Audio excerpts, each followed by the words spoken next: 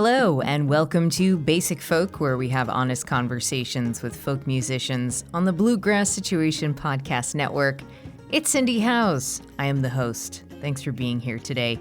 Before we get into our guest, Lissa Schneckenburger, a little bit of business to attend to.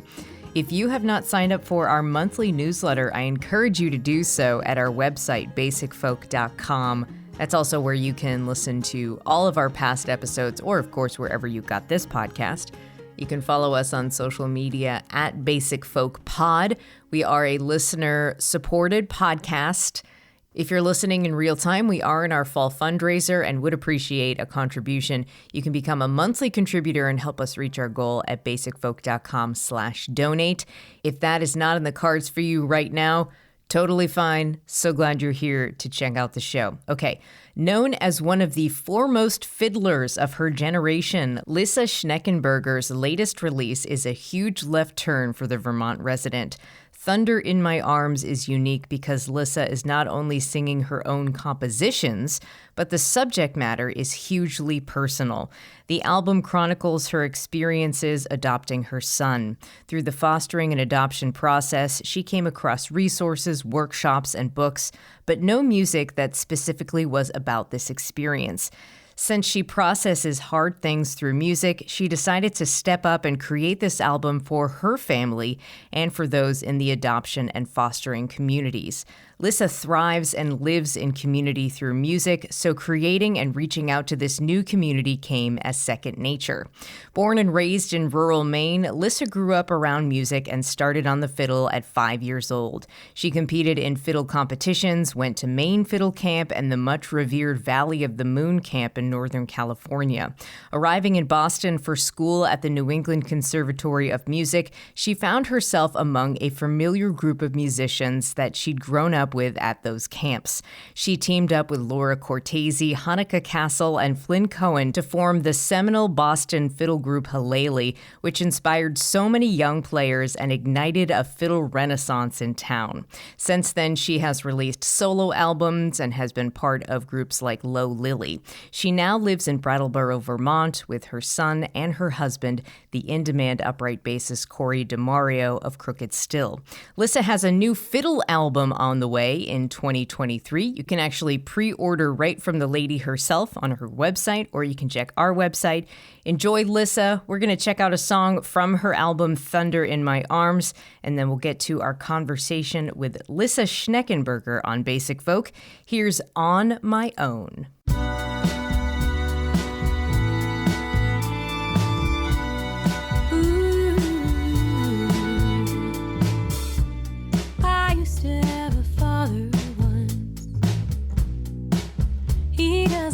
Like me, he's sitting back where he started. Simple life, simple hearted. He doesn't live like me, he is primitive. And my mother, she stopped coming around. She doesn't love like me, always yelling and leaving, pushing and pleading. She doesn't love like me, she is venomous. But I have the sky, I have the sky, and I have the earth, I have the earth. Ooh, and I have tonight, I have tonight, and I have this life, I have this life. Ooh. All right, Lissa, thank you so much for talking to me today. I'm so excited about our interview together. Me too. Thank you. I'm really grateful that you are excited to talk. I'm excited. Yes. Yeah. I'm. Let's get into it. I have a lot of questions. You grew up in a small town in Maine, surrounded by music. Your parents were folk music fans, especially your mom. Can you set the scene for what that looked like and how that impacted your passion for music? It's so funny. I mean, we all have everybody turns out so unique, right? Interesting, different ways of coming to being. But so yes, my parents are big music fans, and I just went with it. I love music, and I've loved it for as long as I can remember. And I had a really strong drive to pursue that. And luckily my parents were happy to support me. Like they tell silly stories about like me, singing concerts in the living room with a clothespin microphone when I was 3, pretending to be Miss Piggy on the Muppets. And like, that was like my career start right there. And they were really great about when I started getting the idea that I wanted to play fiddle. My mom, rented me an instrument and found me lessons, and then worked really hard as when I was a kid to kind of honor the things that I was excited about. So we went to a lot of concerts. We went to a bunch of dances. My fiddle teacher as a kid was Greg Boardman, who still teaches in Maine. And he was really part of this unbelievable, or still is, this unbelievable music and dance community in Maine, and just brought our whole family into that in such a welcoming way. And so, we, as a family, we went to dances, we went to concerts. I would sit in the back of the dance band and just play along. And then, there were a bunch of just great, supportive, awesome community members. And that's still really going. Over the years, the dance scene has continued. It's super rich and wonderful. And then also there's this great community around the Maine Fiddle Camp, which my fiddle teacher started over 20 years ago. And that is continuing on even through the pandemic. They were just really focused on supporting community. So like even during the pandemic, they would do monthly virtual weekend events with workshops and concerts and variety show and fun videos. And so that was sort of the petri dish that I grew up in. Yeah, wow. Okay, lots to dig into there. And before we full on dive into the fiddle, as you are mainly known for being a fiddler, you do sing. You sing on Thunder in My Arms, and from what I understand and what you just talked about, you would sing all over the house when you were a little kid, which, a lot of kids sing, but they don't all grow up to be professional musicians. So can you talk about your relationship to singing, and then also if there's any kind of friction between your fiddle playing and your singing that might exist? So I've always sung, and like you said, it is a real natural part of being human, especially, as kids, we're all just going around dancing and singing. And my parents actually had when I was a kid, they had a rule that there was no singing or dancing at the dinner table, because apparently it was an issue with actually having time to eat. I just did it as something I loved. And so I was part of chorus in public school. I also started I started a small women's chorus in high school with a bunch of friends and parents, and was writing lots of songs. I have always written music. And I just found that for many years growing up, that was sort of a hobby, and my more serious music practice was centered around the fiddle. And that continued because I ended up going to the New England Conservatory in Boston. And for lots of great reasons, in the conservatory setting, they usually have you choose a focus, a primary instrument. And the violin was just the most natural fit. I was already more serious about that and just continuing to sing for fun. And that was my focus through graduation. And then as I was living in Boston, attending classes and then graduating, I became aware that there's this misconception just culturally that music, or even the arts in general, is this magical gift that either you can do it or you can't. And people say stuff all the time like, at concerts or workshops, like, oh, I wish I was musical. Oh, I wish I had the ability. You do such a great job. It's so magical to watch you, do X, Y, Z. And I had kind of taken that as a younger person. I kind of took that to heart. I just thought, oh, you can do this or you can't. And then through college, I was watching a lot of my peers work consistently at doing something that they weren't very good at and improving over time. Singing was a good example. I had a couple of different friends. Well, some notable folks like Rashad Eggleston, who's an amazing cello player, or my friend and former bandmate Flynn Cohen. I remember watching their progress as they were working on singing specifically over time and thinking, oh my gosh, they are getting better and better. There must be something to this practice and dedication thing. And it just finally clicked. And so after graduation, I had, I was doing music professionally full time. And in my concerts, I was starting to integrate a lot more vocal repertoire. We were doing both traditional fiddle tunes and folk songs and ballads in the concert repertoire. And so I just, I started taking voice lessons and thinking, oh, I'm going to figure this out. I'm ready to get serious about this. And so I really kind of started to apply myself at that point. Once I had sort of the violin fiddle performance degree out of the way, I started to do a little bit more self-directed vocal study and found an awesome teacher. When I was living in Brooklyn, there was a phenomenal teacher I worked with in Manhattan called Jeannie Levitree. And she really helped me. And it was gratifying and enjoyable. And then I also was able to take a lot of that experience and use it in my teaching when I teach music, because it's such a relatable phenomenon. Where are you teaching fiddle or singing? I teach both, and I also teach composition and musicianship, all kinds of or ensembles, like all kinds of different things. And that idea of working on something that you don't really feel very good at is such a relatable human thing. And it just comes up all the time. So I'm actually really glad that I had that experience, because it's really helped me going forward. It's where all the wisdom is, Lissa. It's in the hard stuff. It's almost like, also, it's almost like you can have it all.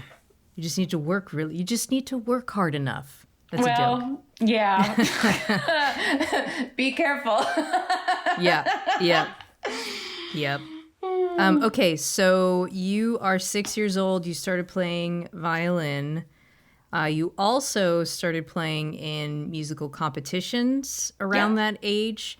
What were those like, and how do you think participating in competitions impacted your relationship to performing?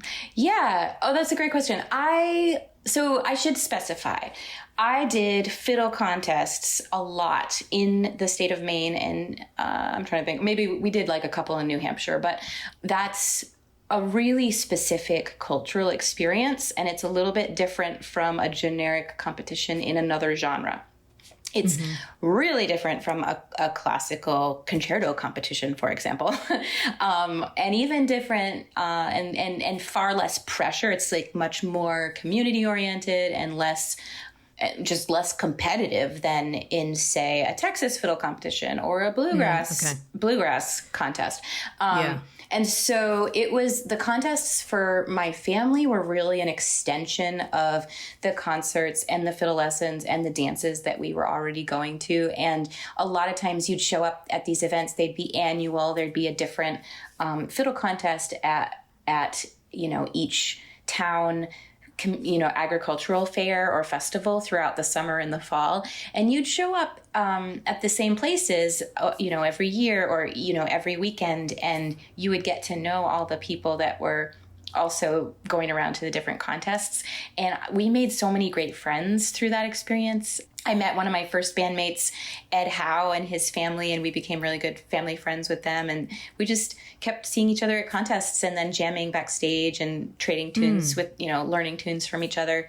And gosh, there are just a bunch of people that I met through the contest circuit that I have in like the main music scene, I have great memories of really appreciating people's playing from the stage, and then getting to also watch them interact with each other and be part of a community backstage. And I'm super into music and community, and the contest scene was really great for that, especially when I was a kid. And I don't know if it's similar or different at this point. I know there's far fewer fiddle contests now, in Maine anyway. Why do you think that is? I think for a lot of folks, competition can be a negative thing. It can feel like too much pressure and not community oriented, and more cutthroat. Okay. You know, so like I remember being a kid, and often we would enter a contest where there wasn't even a kids division. And so there was no question about like whether we were going to win. It was like, oh, we're just doing this to try to do our best. And we're going to get a chance to be on stage in front of a microphone and see what that feels like. And as it turns out, I loved it. I love being on stage. I love a microphone. It was like, I really missed having a microphone during the pandemic, because like my family didn't they didn't make time for me to talk enough. I missed all those monologues I get to do on stage. You attended, this is a little bit of a journey, this question. You attended Valley of the Moon Fiddle Camp in California, which is a super important music camp for people like Laura Cortese, Brittany Haas, Marielle Vandersteel, and yourself, run by Alistair Fraser in Northern California. There you met Hanukkah Castle and Laura Cortese, and eventually you all ended up in Boston for college. You went to the New England Conservatory of Music. They went to Berkeley. You all started playing out as the trio Haleli. This is really like a condensed version of your history, which if people are not familiar with Haleli, it inspired so many young musicians. And I feel like the three of you, and Matt Smith has talked about this before, Matt Smith of Passim, that the three of you started this like intense and exciting fiddle scene and culture in Boston that continues to this day. So how do you recall that experience of fiddle in Boston before and maybe after you arrived? Yeah, so the music scene, the folk music scene, the fiddle music scene in Boston is awesome. It's one of my favorite. It's the best city one of the best cities that I know of for folk and traditional music, and it's so exciting. I don't necessarily feel that we started anything in particular, but we were so exuberantly we were just so jazzed to be part of it. And that was a real specific reason why I chose the New England Conservatory. I specifically wanted to go to a urban environment with lots of music opportunities, both in and out of school. Partly it was financial, because I didn't have a lot of money to go to school, and I needed to work through college. And so I wanted to work. I'm like, well, I'm going to school for music. I want to work as a musician. Boston has a lot of great opportunities for getting gigs, and which turns out it was true. So through college and then afterwards, I was playing for contra dances on a regular basis. I was playing for sessions. I was playing weddings. I was playing concert. I was like, literally, you just call me up and I would play the gig. And plus performances in the conservatory setting as well. And that is sort of the environment that Haleli was born out of. We just had a bunch of, it's like the first few years of college felt like ongoing extended fiddle camp.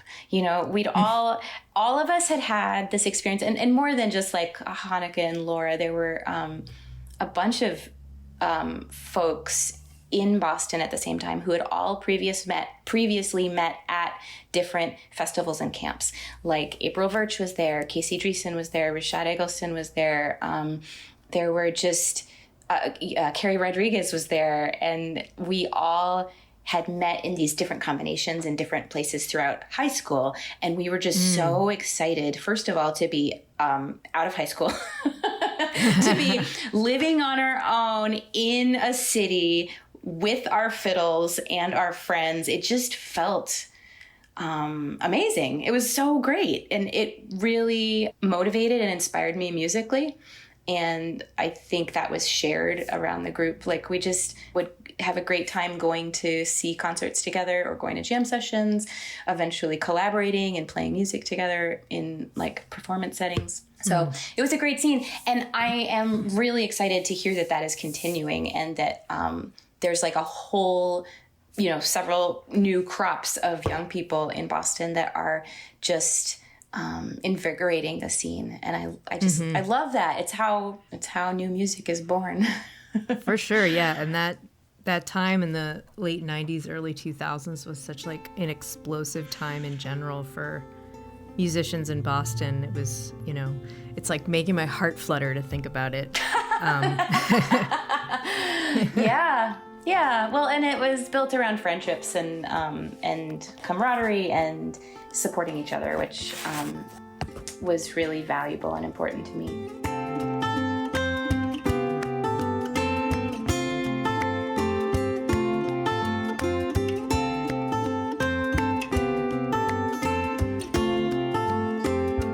Way back in 2013, you were talking to Celtic Life about being self-employed and the temptation to be working constantly, in that struggle to like do what you love for a living. You know, you're a musician, you're a professional musician, you just want to work all the time. So that was way back in 2013. A lot of things have changed for you since then. You're living in Vermont. You adopted a child. The world went through a pandemic. Where are you with this balance now? Balance is sort of a weird word. I'm not sure if there is such a thing, but I am continuing to work on it. I have purposefully, I have made some hard choices over time with regards to how much I work and how much I'm able to be available for my family. So yeah, like over the years, for example, when I was previously touring in my band Low Lily, we were really dedicated to, we were all parents, and we were really dedicated to just touring on the weekends and just going out for like maybe 3-4 days at the most and coming back and being with our families. And that is pretty unusual in the music scene. I think it's a major reason that I'm, still an independently, I'm recording and putting out my own albums, because in the larger music business world, that is just not an option, regardless of your family or your personal life or your, whatever you're dealing with, whatever stage you are in life. The music business needs you to be out on the road all the time. And I definitely did that in my 20s. I was gone over 300 days a year for, wow. It was like, and I love to travel. I love to perform. I love music. At the time, it was the right thing for me. And as my life has shifted and changed, I've made some tough choices, and sometimes that means I have major FOMO. Yeah, like absolutely. There's all these times, like I'll see, friends are going to such and such festival, or they're doing such and such a tour, and there are days when I'm like just doing the dishes or dealing with a cranky kid, and I'm like, oh, I want to be at that festival right now. But ultimately, nothing is forever, and I think it's been absolutely the right choice for me. And now, even since leaving Low Lily this past summer, I'm even kind of cutting back even a little bit more, just to kind of. You're a free agent. I'm a free agent. That's right. And that's. On one hand, that's allowing me to it's opening up some time for me to focus on some more solo projects, which is really exciting, some more writing and some more recording on my own. But it's also allowing me to really take care of my health and really focus on taking care of my son. And those are important things. All right. You ready to talk about this latest album? Yeah. I have a million questions. Okay. Your latest is Thunder in My Arms. It's a unique album in general, and it's a unique album for you because you're singing songs that you wrote. And this is the first time you've done that. And these songs are about adopting your son. You came across resources, workshops, and books, but no music that was specifically about this experience. Can you talk about your choice to write and share these songs? Like, was it easy to decide to share what your family was going through? It's not easy, but it felt important. I guess, so the decision to write was different than the decision to share. The writing happened almost without me even thinking about it. It was a necessary part of me processing all the experiences that we were having. And that it was just like, I had to write songs. I absolutely had to. And like I said, I've always written music. I've always written songs since I was a kid.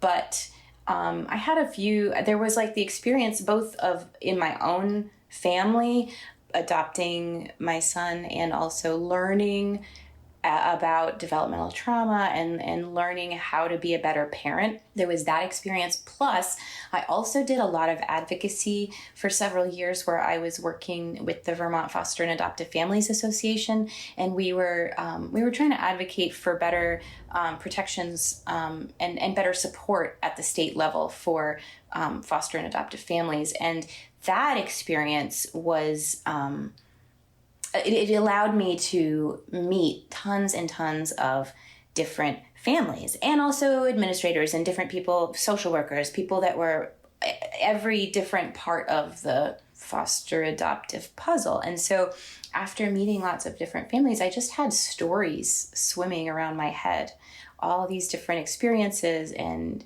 people that I'd met, and they came out in songs.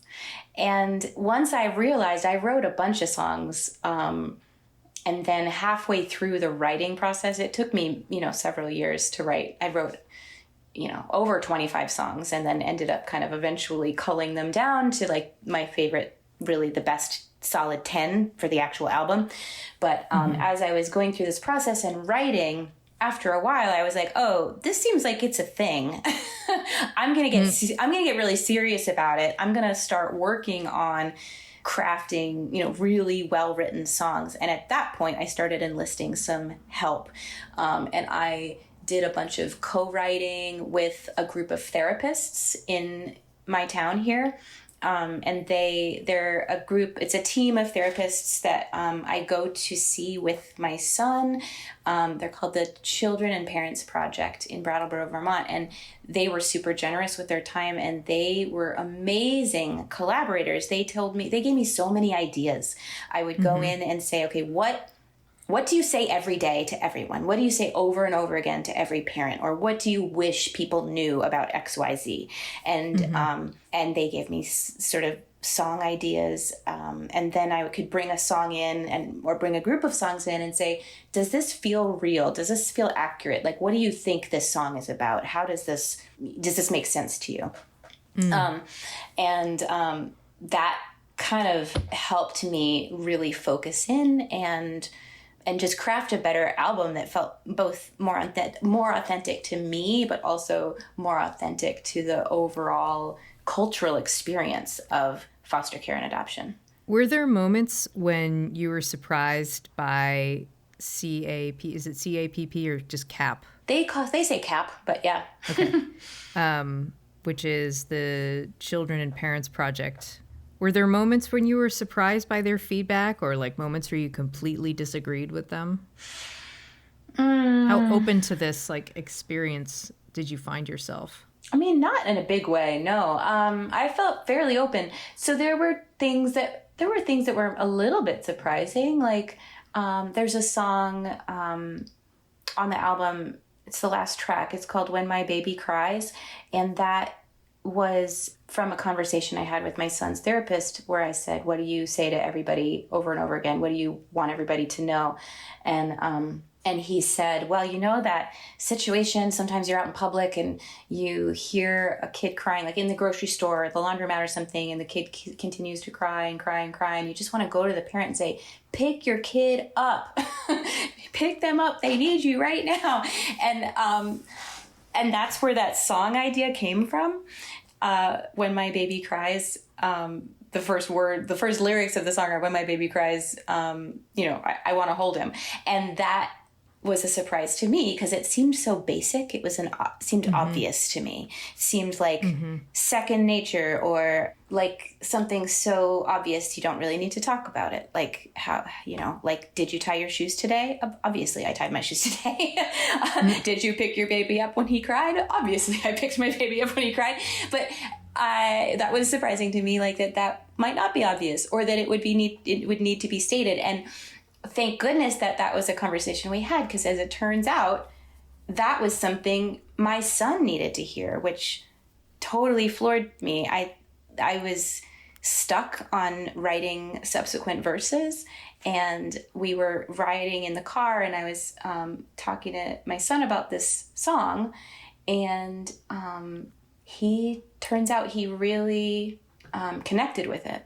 And there was a part of him, there was like, they say we all have this inner child, we all have this inner baby or whatever. His inner infant, his younger self, needed to hear that we were going to take care of him. We were going to be responsive to him, whatever he was feeling. If he was happy or sad, we were going to notice, and we were going to respond and reciprocate, so something so obvious to me was clearly not obvious and much needed to other people, which was kind of a cool learning experience for me.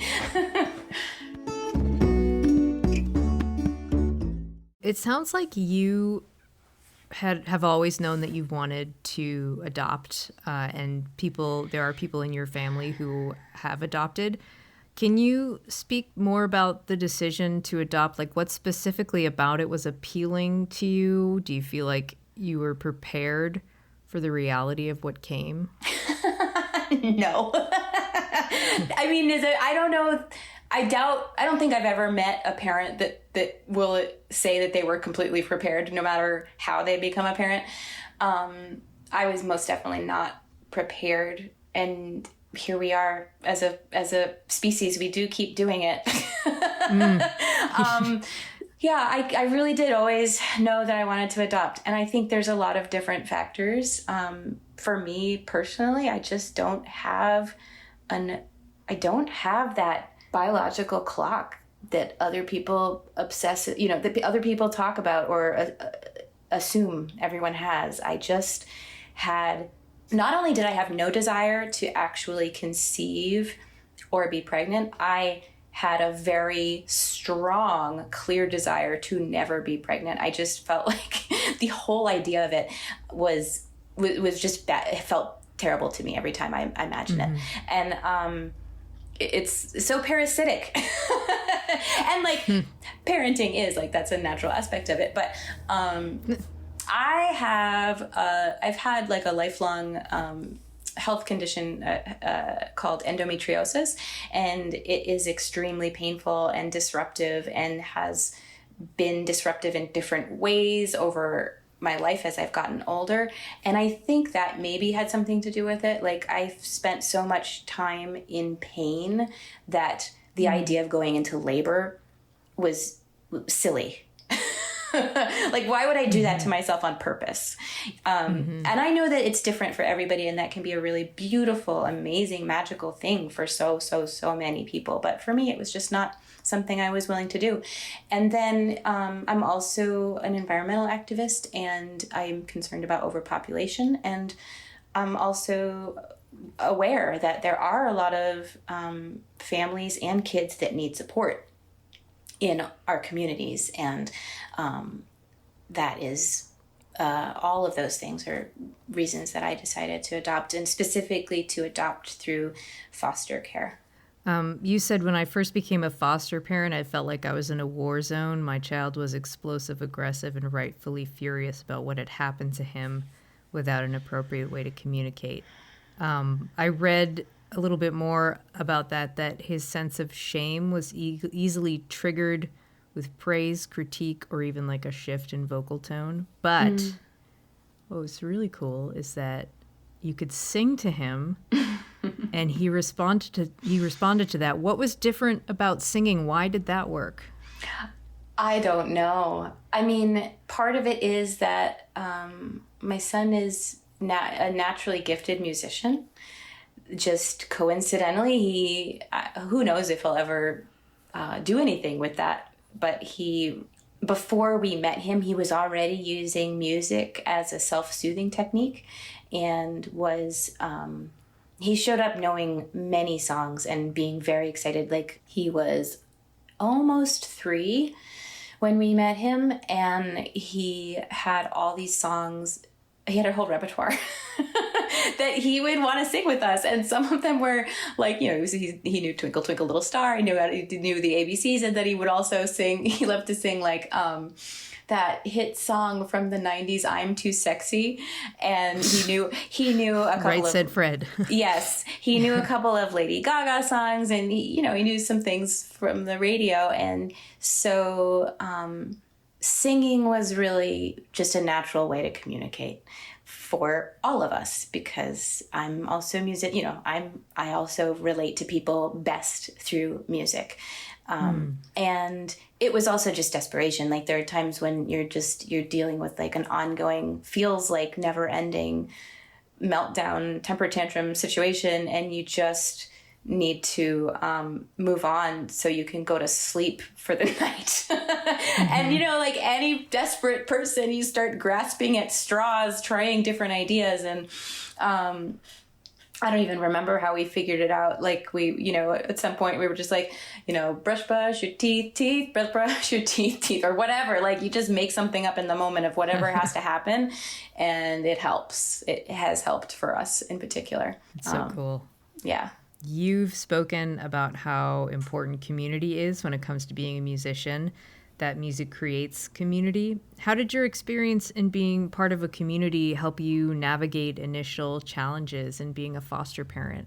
It was absolutely necessary. We could not have done it without a community of support. I mean, like, and I say this, like, we are so privileged. We're so lucky that we have a supportive community, and it is so important if anyone is thinking of becoming parents or foster or adoptive parents, like any way that you're choosing to grow your family, having that community support is so instrumental.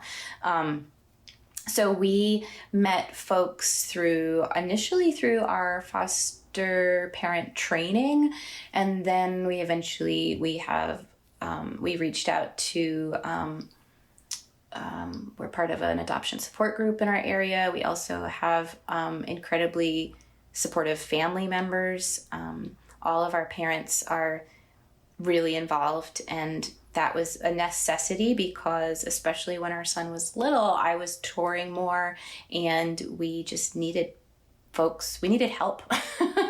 My dad came on a couple of different tours, or he would come to, like, if I was teaching at a camp for the week, my dad might come and take care of our son while I was teaching. And then my dad is so generous. Like, I would pay him. I say that with air quotes. I would pay him by letting him go to a free fiddle class when at between times that he was like taking care of my kid.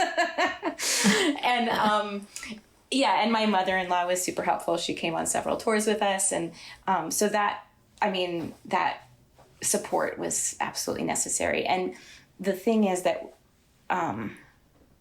parenting is hard. Parenting is exhausting. And for us specifically, there were a lot of behavioral challenges. Really just being close to anyone who is a trauma survivor and is healing from trauma is a challenge. And sometimes the process of healing from trauma is not pretty. It's really, really, really challenging. And so we were emotionally and physically exhausted for a long time, and those phases still come back sometimes. So I've heard or I've read that whenever a human experiences something traumatic, they will then process it at each developmental phase going into the future in their lives. So, and that has really been the case with our son. So he's processed his early childhood experiences kind of in a new and different way as he's gotten older. And that is good and healthy and important for healing, but also sometimes it is challenging because you're like, oh, we're doing this again? Shoot, I thought we were done with that behavior. Wow.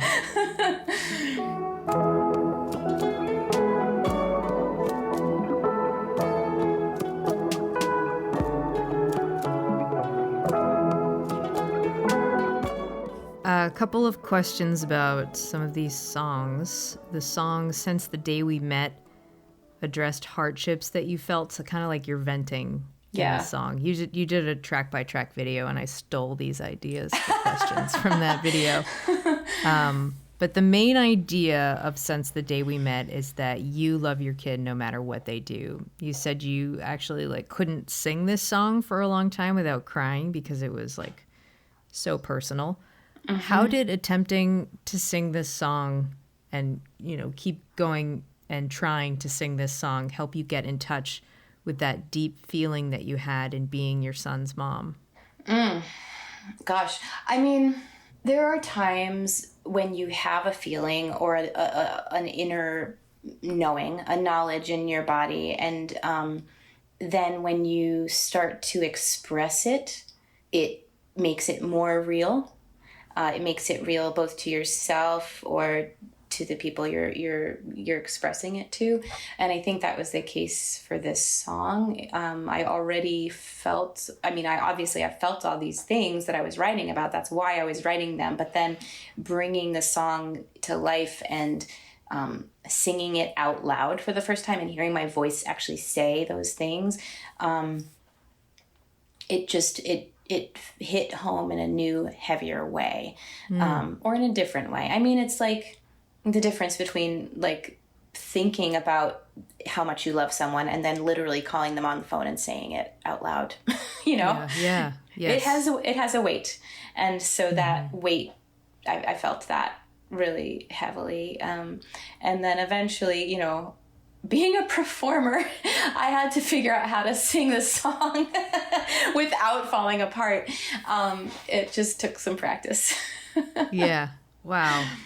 The song, they sent me a picture. I heard you talking about this in your track by track and wondering if you can explain a little bit more, like who is sending who a picture in this track. Yeah. The song is imagining what it would be like to be a parent who is given their child up for adoption, and what that might potentially feel like when you receive some small token of connection, like a photograph. And it was inspired by me putting together photo albums for my son's birth parents. And we do that a couple times a year, and I just love looking at all the photos. I enjoy kind of looking through the last bunch of months and thinking about the fun things we've done as a family. Mm-hmm. And I feel a lot of pride thinking about all the cool stuff my kid is doing and how awesome he is. And I put these books together with so much love and pride. And there was just one day when I was in this process of doing this project, and then I imagined like what it would be like to get it on the other end. Like just, you just get the photo. You don't get the kid. You don't have the experiences. Mm-hmm. You don't have the relationship. You don't have the memories even. You just have this photo, and it doesn't react to you. Mm-hmm. Right? It's, it's a really, really, really heavy thing when you start to think about that. And it became, for me, it's like the song, it allows the song to talk about the idea of loss within the scene of this idea of a parent receiving a photograph and what that might feel like. Your husband, Corey DeMario, is a well-regarded musician, known for many things, including being the upright bassist for Crooked Still. How has writing this album and playing these songs with Corey helped your communication through your parenthood? It's interesting. I think a lot of the communication sort of has happened or has been happening even sort of as a preface to the songs, right? Because we were trying to go to conferences and trying to learn more about developmental trauma, trying to learn more about attachment, going to therapy sessions, etc. And this was the songs were kind of a way to sum up, it's sort of my own book report, so to speak, all the things that we talk about literally every day and continue to talk about, and all the things that I wanted like my community to know. In terms of music with Corey, I feel like music was always a really a direct and awesome form of communication for us, and that's the case with me for a lot of people. Where I may surprise you, I don't always feel super verbal. I really understand things on a deeper level when they're musical. And so that is the case with a lot of relationships that I have with dear musician friends. You have a brand new album coming out in 2023. It's original fiddle tunes and a couple of traditional songs. You put this all together during the pandemic. How did your relationship to music change during lockdown?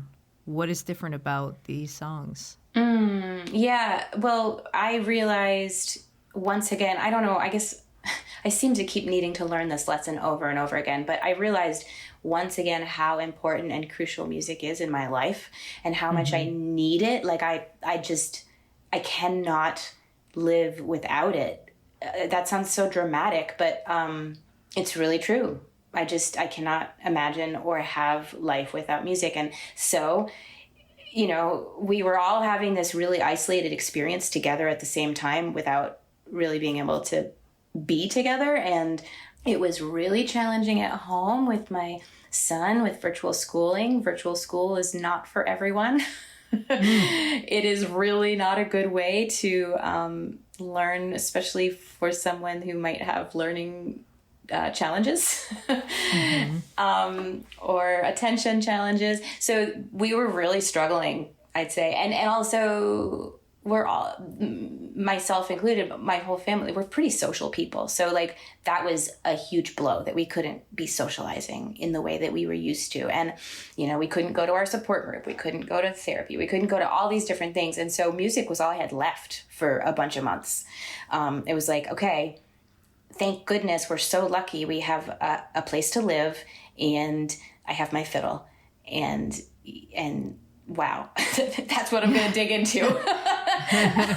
I'm just going to dig into that, and like my life depends on it, because it did. And so I wrote a lot. Not right at first. Like there was as gradually as like virtual school kind of got set up. And then in Vermont, we were a little bit sooner than other states to go back to part-time in person for public schools. So once that started happening, and once we figured out like, oh, we can meet our support group outside, or we can, once things like that started to workarounds started happening, all of a sudden I was just writing every single day. And I wrote not just tunes, like I have several albums now, basically completely written. And so wow. I've got a full album of songs that's in the works. I've got a full album of tunes that you just mentioned. That's going to be coming up first. It's going to be coming up next. And it was just a lifeline for me. So let's just clarify, when you say songs, it's like singing, and tunes is instrumental. Yes, thank you. That is such an important clarification. I feel like I should make like an Instagram reel or something, but yes, songs have words. Tunes, that's the term in the fiddle world for an instrumental piece.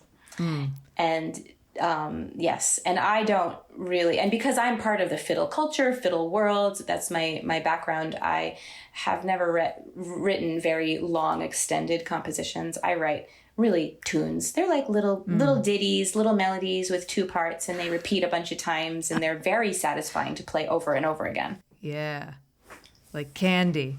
Yes, only healthier. Maybe like roasted Brussels sprouts or with a little balsamic drizzle. I don't know. I like it.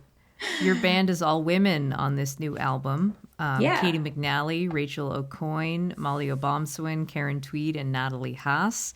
You have not recorded with them quite yet at the time of this interview, but I imagine the energy is going to be amazing. So we were talking before we started recording. I got married in June, and there were tons of women on the dance floor, and I was just like just having a great time, and I'm like, I love this feminine energy. Like, it wasn't all women on the dance floor, but it was like mostly women. So I don't know. I just like am hoping for that energy for you. But what do you like about that type of energy and playing with all women? Well, I'm trying to remember if I've done it before. I don't think I have. I think this is maybe The first time. First. That's not true. Actually, I did tour as a duo for many years with my friend Bethany Wakeman, and that was awesome. And I guess in some ways, I'm trying to figure out like how much I want to like dive into like cultural assumptions and philosophical discussions. I think it depends on the person. Like, it really does. Like, getting the right combination of people is essential to any recording session or tour. And because, first of all, music is so intimate. It's such an intimate thing to be creative and vulnerable and, like, open yourself up to be like, wow, I have this, like, this idea that came from my heart. What do you think of it? Yeah. to do that with a group of musicians is really intimate. And then on top of that, if you are going to go out and tour that material, that music, you're going to spend all your time together. Like, you better like that group of people and a lot. I always joke, it's like, you know, whoever you're touring with, it's basically like being married to them, and you choose wisely. But I am going out. This is a big experiment for me. I picked this group of musicians because I've gotten to play with them either individually or in smaller groups in the past, and just been a huge admirer of their work for a long time, and loved their projects that they've done that I've gotten to hear. And now I'm going to find out what we sound like all together. Like, literally, we're going into the studio in December, and we're gonna be like, oh, that's what we sound like. I have a good feeling about it. I'm like super, super excited because, like I said, I've played with all of them in different combinations, and I just love all of their playing so much. I think it's going to be really, really fun. Plus, not just because of the pandemic, but because of my parenting life, for many years I've been doing remote recording work. I have a small, modest recording studio here at my house, and I have done a lot of overdubbing for my last few projects. And so this is kind of the first project I've done in a long time where we're good. There's going to be some in-person live in the studio work. And so that's also really exciting to me right now. It's something I'm just craving in my life, you know, more live in-person music. Well, you think of me when you all of a sudden yell, I love this feminine energy. It's true. So, and there is absolutely a point to that. And I noticed it maybe for the first time when I was working with Child's Play. Child's Play is not a all-female band, but it is a very, very large fiddle orchestra that toured for many years that I was part of. And there's other instruments and dancers part of the mix as well. And although it's not completely female, there are a lot of women fiddlers in that band. And in that band, before each recording session or tour, different people would come forward and take turns leading an arrangement or leading the group through a section of the rehearsal. And I just really appreciated certain folks in the way that they stepped up, the way that they were great at leading and teaching with a certain kind of authenticity and also compassion and clarity. I loved it. And that's actually how I ended up asking Katie McNally to produce my next album, is that she was also in Child's Play. I just loved her. I love her work as a soloist. I love her work with other people. And I loved watching her rehearse the band in Child's Play. I was just like, wow, she knows exactly what she's talking about. She's really kind about it, but she's super clear. There's no ambiguity. It's like, great. We know what to do and we are excited to do it. Yeah. When is this record coming out? Do you know around? I'm really hoping for March 2023. That's, that everything's going to have to really coordinate perfectly to get that to happen. So I'm sure it will. Sounds thank easy. you. Yeah, no problem. Before we go, will you do the lightning round? Oh, sure. Oh boy, I'm nervous. Yes, I will. Okay, here we go. What color is your soul? Purple. What is your least favorite household chore? Cleaning the bathroom. Who is your celebrity crush? Harry Styles. Oh gosh, I can't believe I said that. So embarrassing. You heard it here first. What is your most useful non-musical skill? Organizing things. Sadly, sometimes I wish I didn't have that because it's hard work. Anyway. Which is the worst substance to spill in your house? Glitter, maple syrup, sand, or powdered sugar? All of them together. Boy, hard to say. Maybe maple syrup because we value it so highly. Oh yeah, Vermont. Like I would lick it off the floor. I'm not. Not even, I mean, we clean our floor and I love maple syrup, so. Right, it makes sense. What is the best gas station delicacy? Oh boy. You're at risk of having people argue with me on the internet. I'm gonna say Doritos because the idea of a delicacy in a gas station, it's all about knowing what to order. Yeah. It's all about knowing your venue, knowing where you are and who you're with and what's happening, and then ordering accordingly. Okay, this is the last question. Where is the most beautiful place you've ever visited? Oh, this is hard in a lightning format. Maybe Acadia, but also like everywhere, Yeah. right? There's so many beautiful places, and I've been to so many of them. Just like yeah. Acadia is the thing that popped out of your mouth, and we'll go with that. Yeah, it's special. That's a good answer. It's Super special. special. And it's close to my heart because it's in Maine and, Yeah. Well, Lissa, thank you so much. It's been so great to talk to you. Really appreciate it. Yeah, thank you so much for having me. I'm really honored and grateful, and I love your podcast, so thanks for having me be part of it. This episode of Basic Folk was produced by John Nungesser. Alex Stanton composes our music. Basic Folk is on the Bluegrass Situation Podcast Network. You can find all of our episodes there. You can go to basicfolk.com, search on the SiriusXM app under Basic Folk, or you can find us wherever you get podcasts. Thanks for listening. We'll talk to you next time. Bye.